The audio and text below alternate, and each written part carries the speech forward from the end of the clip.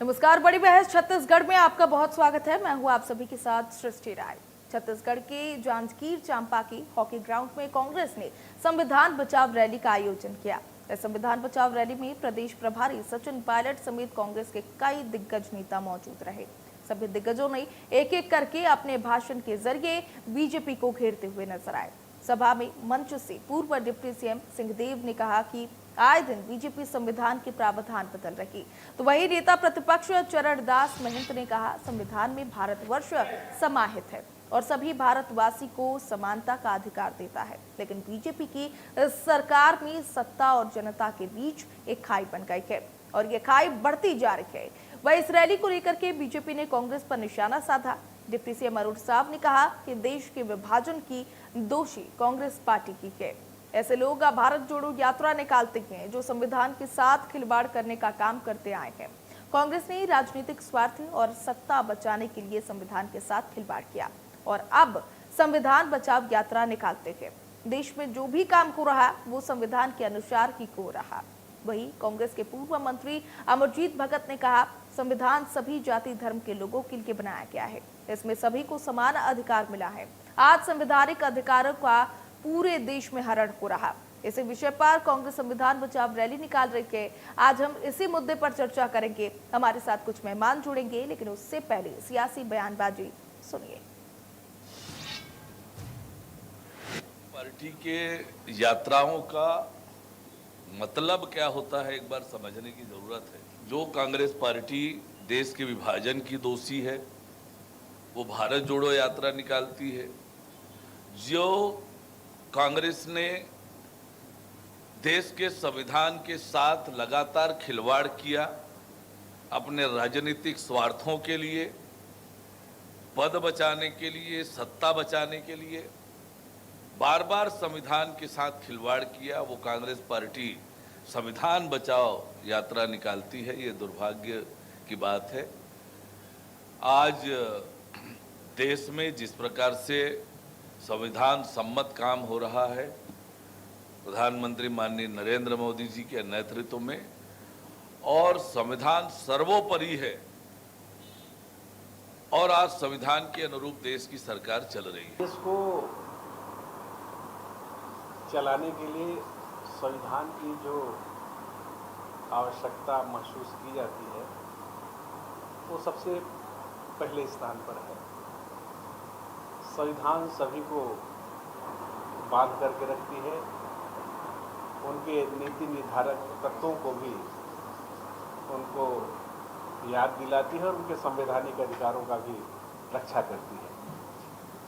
सभी जाति धर्म के लोगों को एक साथ बांध करके रखने का काम अगर कोई करता है तो हमारे देश का संविधान करता है। इस देश की लड़ाई में सभी जाति धर्म के लोग एक साथ मिल करके लड़े थे और देश जब आज़ाद हुआ तो सभी लोगों को समान अवसर दिया गया, सबको संवैधानिक अधिकार दिया गया।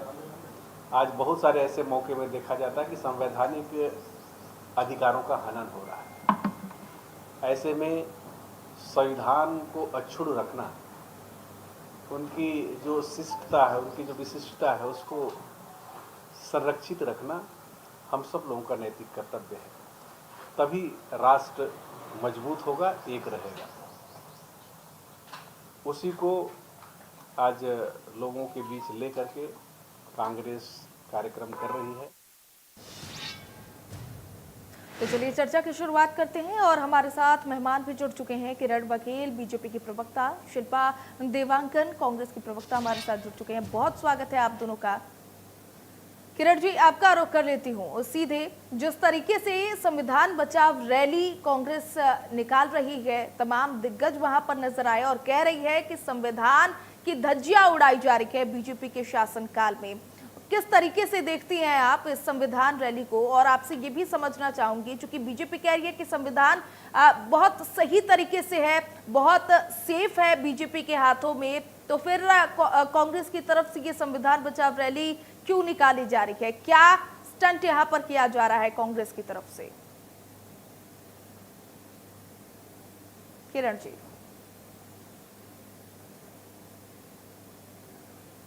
किरण जी, आप अपने आप को अनम्यूट कीजिए।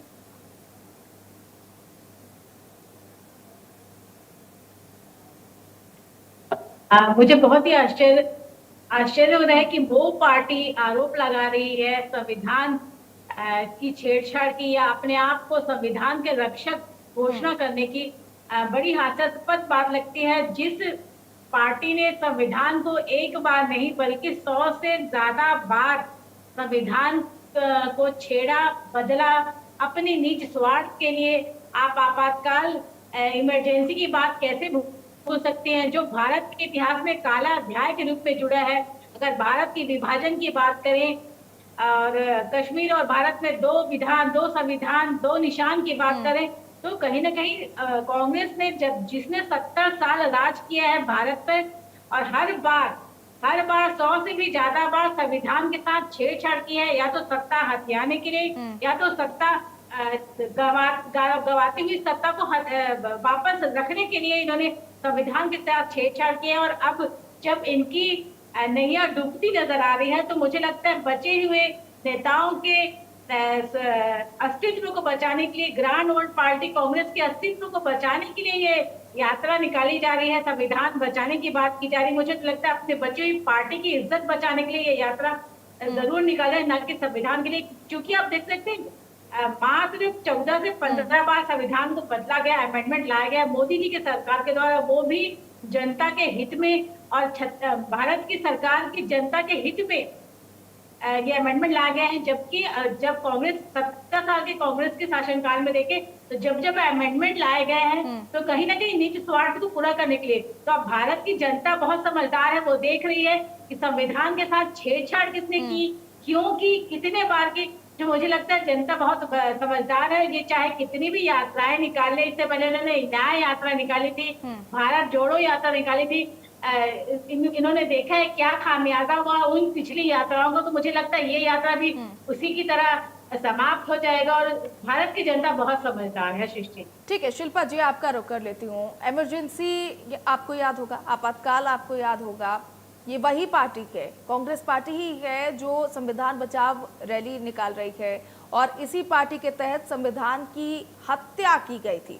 ऐसे में जनता तो कंफ्यूज होगी, सवाल करेगी ही कि आखिर ये वही पार्टी है जिस वक्त संविधान का हत्या किया गया था, और वही पार्टी इस वक्त संविधान बचाव रैली निकाल रही है। आखिर क्यों, क्या जरूरत पड़ी है? किस तरीके से आप देखती हैं कि बीजेपी के शासनकाल में संविधान को ठेस पहुंच रहा है, संविधान का दुरुपयोग किया जा रहा है? क्या कहेंगे शिल्पा जी? नमस्कार। देखिए, आज के परिदृश्य में, स्थितियों में किसी भी प्रकार का कंफ्यूजन नहीं है। जनता ये समझ पा रही है जमीनी स्तर पर कि किस प्रकार से भारतीय जनता पार्टी जब से केंद्र में सरकार में आई है, शासन कर रही है पिछले 11 सालों से, आज जनता के अंदर से ये आवाज आ रही है, अंदर से ये लहर आ रही है कि कहीं ना कहीं बाबा साहब अम्बेडकर के संविधान, जो राष्ट्र निर्माण के लिए उन्होंने संविधान बनाया था, उस संविधान पर आज आ रही है। और कांग्रेस आज विपक्ष में है। कांग्रेस का धर्म रहा है कि वो जनता की आवाज सुने और उसे बुलंदियों के साथ सरकार तक पहुंचाए, ताकि जनता को जो समस्याओं का सामना करना पड़ रहा है, जैसे कि पिछले 11 साल से आप देखेंगे किस प्रकार से सामाजिक अन्याय हो रहा है, किस प्रकार से असमानता आ गई है, आर्थिक असमानता की बात करिए, चाहे दूसरे अधिकारों का हनन करने की बात कही जा रही है।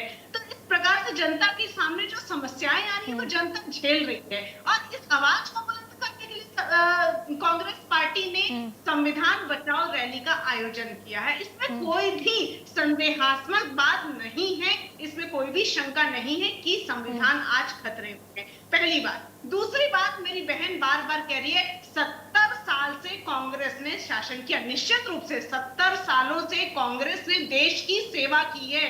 हमारे पूर्वजों ने अंग्रेजों के गुलामी की जंजीरों से आजाद करने के लिए देश के लिए संघर्ष किया है। कांग्रेस का ये वही कर्मठ कार्यकर्ता है जो देश के लिए संघर्ष करता आया है, देश के लिए लहू बहाता आया है, और जो देश की आन बान शान की रक्षा करने के लिए हमेशा तत्पर रहा है। तो आज भी हमारे पूर्वजों की जो देन है वो हमारे विचारधारा में दिखाई देती है। हमें सत्ता के लिए, हमें चुनावी प्रोपेगेंडा करने के लिए नहीं, बल्कि जनता के अधिकारों की रक्षा करने के लिए संविधान बचाओ यात्रा निकालनी पड़ रही है। मुझे एक बात बड़ी आश्चर्य होती है कि भारतीय जनता पार्टी जो अंदर से समझती है कि आज संविधान का हनन हो रहा है, ये तो संविधान के पन्नों को फाड़ने की शिक्षा इनको दी जाती है, इनकी विचारधारा इसमें से इसी रास्ते पर चलती है, इनके पूर्वज की देन यही है, इनकी विचारधारा यही है कि संविधान जिसने संविधान का हनन किया जाए, अधिकारों को हनन किया जाए, जनता से कोई सरोकार ना रखा जाए, और हिटलरशाही, तानाशाही जो स्पष्ट रूप से दिखाई दे रही है। पारदर्शिता और स्पष्टता इसी में है कि आज हिटलरशाही हो रही है, आज आर्थिक असमानता है, आज देशव्यापी कई समस्याएं हैं, प्रदेशव्यापी कई समस्याएं हैं। 70 सालों में जो समस्याएं आज तक नहीं हुई, वो पिछले 11 सालों में कैसे हो गई? सवाल सबसे यही पर आकर अटक जाता है। ठीक है किरण जी, आपका रुख कर लेती हूँ। जिस तरीके से कांग्रेस लगातार कह रही है कि संविधान को ठेस पहुंच रहा, संविधान खतरे में है, संविधान को लेकर के संवाद किया जा रहा, क्या आपको नहीं लगता कि बीजेपी को थोड़ी और पारदर्शिता लाने की जरूरत है? संवाद को लेकर के यहाँ पर बातचीत करने की जरूरत है खुले मंच पर। देखिए सृष्टि जी, सबसे पहले मैं आपको बात याद दिला दूं कि संविधान के रचयिता डॉक्टर भीमराव अंबेडकर को भारत रत्न का अवार्ड कब मिला? 70 साल कांग्रेस ने राज किया, लेकिन वीपी सिंह सरकार में जहां बीजेपी समर्थित सरकार आई थी, वीपी सिंह सरकार में उनको भारत रत्न का पुरस्कार दिया गया। एक बार नहीं बल्कि अनेकों बार कांग्रेस के शासनकाल में बाबा अम्बेडकर को जब नेहरू जी पीएम हुआ करते थे, बार बार अपमानित किया जाता था। ये साक्ष्य भी है। अगर शिल्पा जी अपने कांग्रेस की हिस्ट्री और भारत की हिस्ट्री पलट कर देखेंगे तो पता चलेगा उनको 2 बार नेहरू जी के द्वारा हराने का, ताकि वो लोकसभा ना पहुंच पाए, प्रयास किया गया। यहाँ तक कि सृष्टि जी, अगर इतिहास के पन्ने को आप झांक कर देखें तो उनके अंतिम संस्कार के लिए कांग्रेस शासनकाल, कांग्रेस के पीएम के द्वारा 2 गज जमीन नहीं दी गई दिल्ली में। यही कारण है कि उनको महाराष्ट्र में जाकर उनका अंतिम संस्कार किया गया, और उनकी जो स्मृति स्थल है वो महाराष्ट्र में है। तो आप देख सकते हैं किस प्रकार कांग्रेस ने कोई कसर नहीं छोड़ी जहां भीमराव अंबेडकर जी को अपमानित नहीं किया गया। वही हमारी सरकार आती है और उनके नाम से विश्वविद्यालय बनते हैं, रिसर्च सेंटर बनते हैं, उनको भारत रत्न अवार्ड से सम्मानित किया जाता है, भीम ऐप बनता है। और जब 60 साल में हमारे संविधान को, तो जब मोदी जी चीफ मिनिस्टर हुआ करते थे गुजरात को, तो उन्होंने संविधान यात्रा निकाली थी। संविधान की प्रतियों को हाथी के ऊपर रखे उन्होंने पूरे गुजरात का दौरा किया था उस संविधान की प्रति को लेके। तो जिस संविधान की बात कर रहे हैं और संविधान के रचयिता को कांग्रेस के शासनकाल में कांग्रेस के नेताओं ने कभी सम्मान नहीं दिया। जब इनकी आन पे बात आई तो मुझे लगता है अपनी बची हुई खुची इज्जत को मुझे लगता है बचाने के लिए ये बाबा भीमराव का नाम लेते हैं, कभी संविधान का नाम लेते हैं। मुझे लगता है ना इन्होंने कभी संविधान का सम्मान किया, ना इसके रचयिता डॉक्टर भीमराव अंबेडकर का सम्मान किया। इसके ठीक विपरीत भाजपा शासनकाल ने हमेशा से जिस इज्जत के हकदार थे भीमराव अंबेडकर, उस इज्जत अफजाई की उनके द्वारा लिखित जितने जो लिटरेचर है उसको हमने डिजिटलाइजेशन का प्रयास किया है। तो सृष्टि जी, कितनी इज्जत है बाबा भीमराव अंबेडकर और संविधान को लेकर। आप खुद तुलना कर सकते हैं कांग्रेस शासनकाल में और भाजपा शासनकाल में। तो मुझे लगता है जो न्याय अगर बाबा भीमराव अंबेडकर के साथ संविधान के साथ हुआ है तो सिर्फ भाजपा शासनकाल में।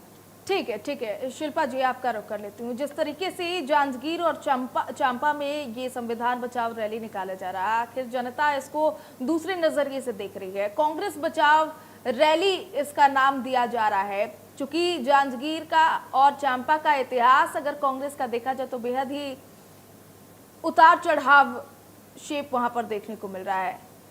और क्या आपसे ये भी समझना चाहूंगी कि क्या ये वही जगह इसीलिए चुना गया है चूंकि वहां पर कांग्रेस का जनाधार थोड़ा सा कमजोर है, इसलिए वहां पर इस तरीके की रैली निकाली जा रही है? लोगों के मन में डाला जा रहा है कि हाँ, बीजेपी के शासनकाल में संविधान खोता जा रहा है, संविधान मजबूत नहीं है उतना। समझना चाहूंगी शिल्पा जी आपसे। कोई चुनावी एजेंडा या चुनाव के पर्पज से किया जाने वाला कार्यक्रम नहीं है। होना भी नहीं चाहिए शिल्पा जी, संविधान चुनावी एजेंडा होना भी नहीं चाहिए, होना भी नहीं चाहिए और इसका ऐसे कार्यक्रमों का राजनीतिकरण नहीं होना चाहिए। जिस प्रकार से 11 साल से केंद्र में भारतीय जनता पार्टी ने जो लोगों को परेशानी उत्पन्न कर दी है, उसको हर प्रदेश में, पूरे देश व्यापी कई प्रदेशों में ऐसे कार्यक्रम चलाए जा रहे हैं जिससे सच्चाई पारदर्शिता के साथ सामने आए। ये एजेंडा कांग्रेस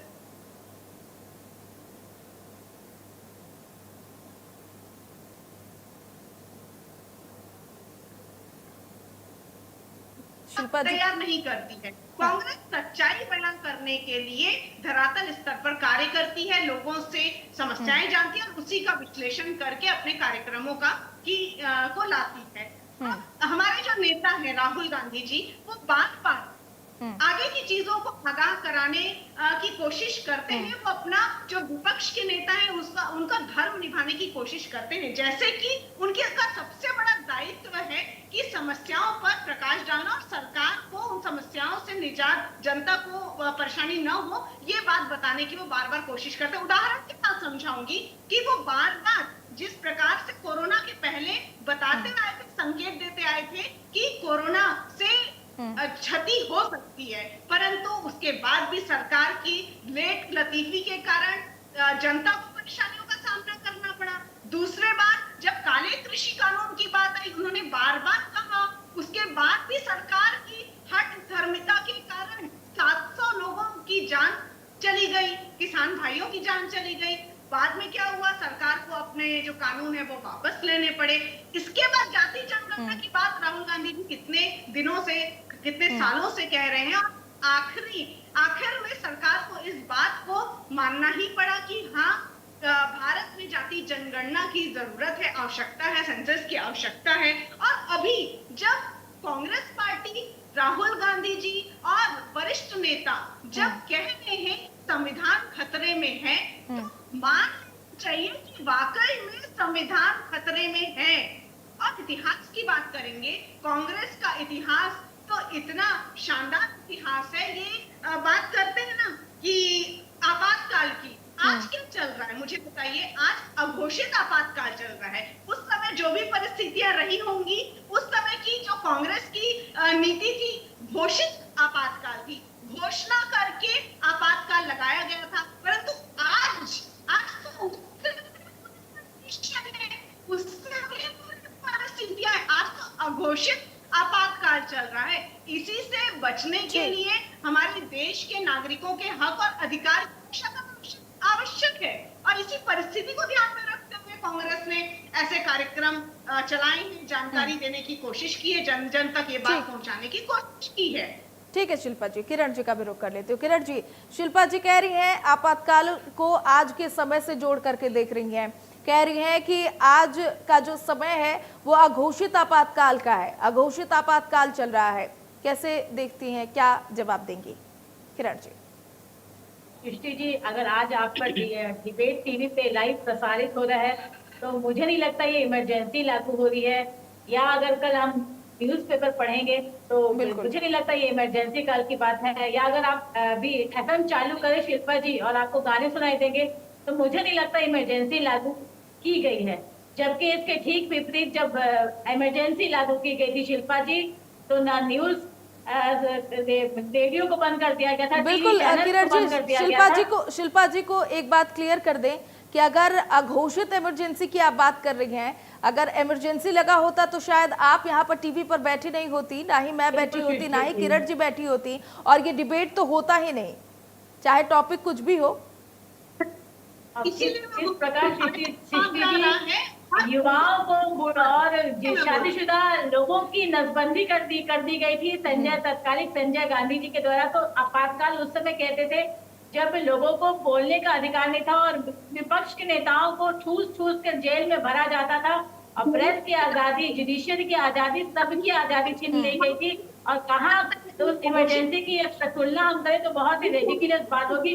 मुझे लगता है नेता विहीन, नीति विहीन, मुद्दा विहीन कांग्रेस जिस प्रकार मोदी जी और भाजपा का कद लगातार जनता के बीच में बढ़ता चला जा रहा है, चाहे अभी हाल ही में ऑपरेशन सिंदूर की बात करें या भारत को विश्व गुरु बनाने की बात करें या थर्ड इकोनॉमिक स्टेट बनाने की बात करें, तो मुझे लगता है कांग्रेस अपने बच्ची खुची अस्तित्व को बचाने के लिए यात्रा निकाल रही है और बिल्कुल इनके पास ना कोई मुद्दा है और ना कोई नेता है ना नीति है। समानता के माइक म्यूट करने को आप क्या बोलेंगे? संसद जो कि लोकतंत्र का भवन है, मंदिर है, उसके अंदर माइक म्यूट करना आप क्या परिभाषित करेंगे? किस प्रकार से आप परिभाषित करेंगे? ठीक है, चुने हुए सरकार को गिराने को आप क्या परिभाषित करेंगे? लोकतंत्र में मुख्यमंत्रियों को जेल में डालने का कार्य जो हो रहा है उससे आप क्या? ठीक है शिल्पा जी, हमारे पास समय की थोड़ी सी कमी है। किरण जी, बहुत शुक्रिया आप दोनों का हमारे साथ इस खास चर्चा में जुड़ने के लिए। तो एक तरफ कांग्रेस है जो संविधान बचाव रैली निकाल रही है, तो दूसरी तरफ बीजेपी है जो लगातार कांग्रेस पर निशाना साध रही है। बीजेपी कह रही है कि ये संविधान बचाव रैली नहीं है, ये जनाधार बचाव रैली है, ये आत्मसम्मान बचाव रैली है, वो भी कांग्रेस के लिए। कांग्रेस बचाव की रैली नाम बीजेपी की तरफ से दिया गया है कि कांग्रेस की संविधान नहीं बल्कि ये चुनावी एजेंडा संविधान को यहाँ पर यूज कर रही है, इस्तेमाल कर रही है और इस तरीके की रैली निकाल रही है और ये बेहद ही बेबुनियादी है। तो फिलहाल के लिए बड़ी बहस में मेरे साथ बस इतना ही।